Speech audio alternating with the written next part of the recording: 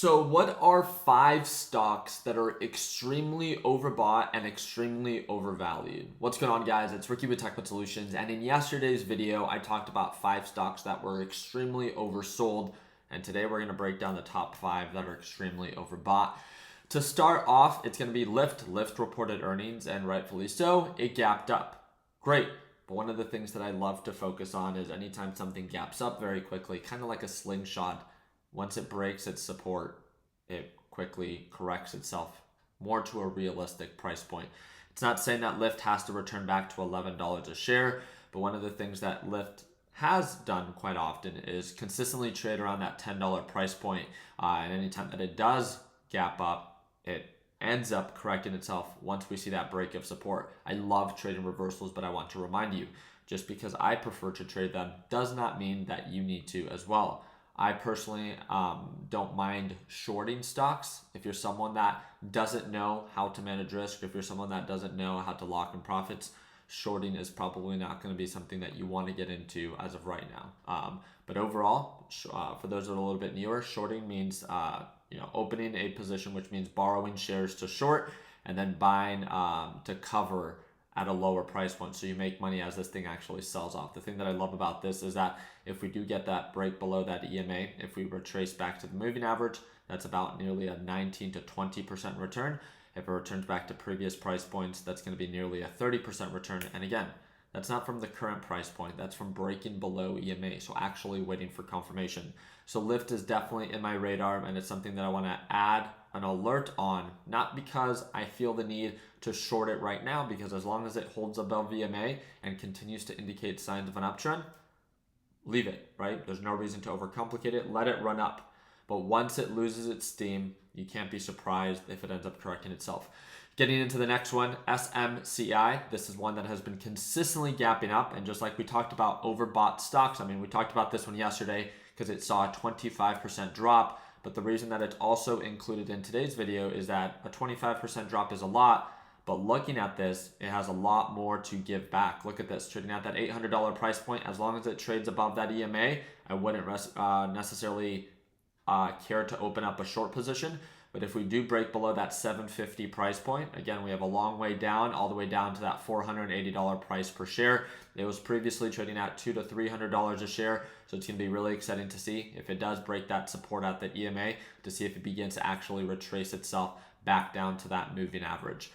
Coinbase is also another very popular one. Coinbase beat earnings, and in 2 days it gapped up over, I want to say like 30%, 2 to 3 days it gapped up 20 to 30%. Check this out. From its price point that it was trading at right around 140, it gapped up to all the way to new highs of 193. That's a 34% return. Now it became very overbought, very similar to Mara, the other one that we're going to talk about. Very overbought. So the thing that I love about this is that just like it's done it in the past before, it's not rocket science. It's not personal.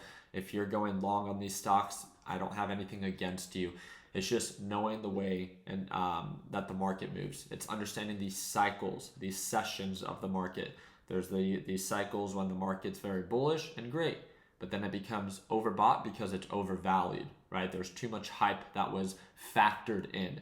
And then they begin to correct themselves and then truly retrace back down to a more realistic price point. And that's what I would expect for something like Mara or for something like Coin. The great thing about this is that, again, we don't have to be perfect. We can wait for confirmation and then see if this thing ends up retracing itself back down to previous lows. This thing would offer about a 33 to almost 34% return.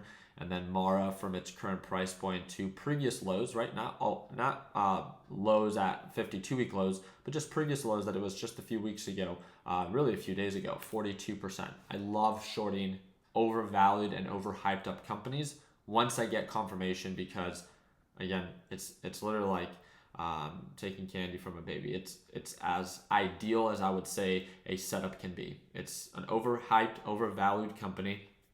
You let it run its course, and then once it shows signs of a resistance, you wait for that reversal confirmation. And once I do, then I open up a short and I make money as it sells off.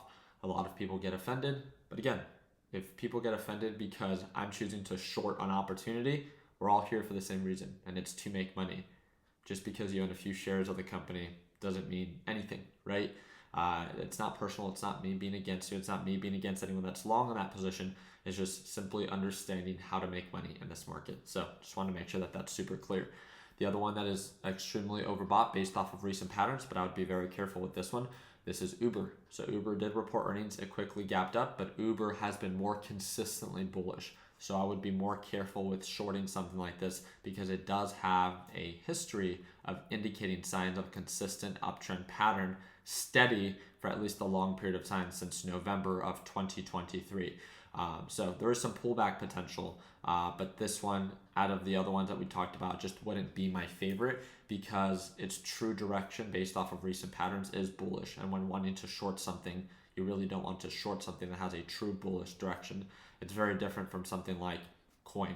Coin is bullish, but just based off of hype. It's the spot Bitcoin ETF hype that it went through, and then once it actually was reported, it completely bust and pulled on back. Again, it's a crap company, overhyped, overvalued, and they are definitely doing better during this whole Bitcoin hype as well.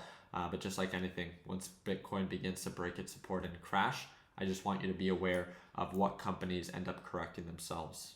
As Bitcoin crashes, these will too. Very, very simple. So again, not personal. It's just being realistic, being real, understanding the cycles in which these move. And I absolutely love shorting them on their way down. Because again, it's literally just like a walk in the park. So also, I do want to remind you that we are doing prize week for our Corvette C8 giveaway, which means every order placed right now, placed today at shoptechbuds.com or the fourth link in the description down below gets one of these prizes or cash in every order. So every order you can place one, you can place five. Every order gets one of these prizes or cash, and you also get entered for the Corvette C8 giveaway. So if you haven't entered already, head on over to shoptechbuds.com or click the fourth link in the description down below and make sure that you enter. Other than that, I hope to see you for our live trading session on Tuesday. Stock market will be closed on Monday in observance to President's Day. So just make sure that you're aware of that. So I appreciate your time. Hope that earned a thumbs up. Please consider subscribing and feel free to share your thoughts down in the comment section.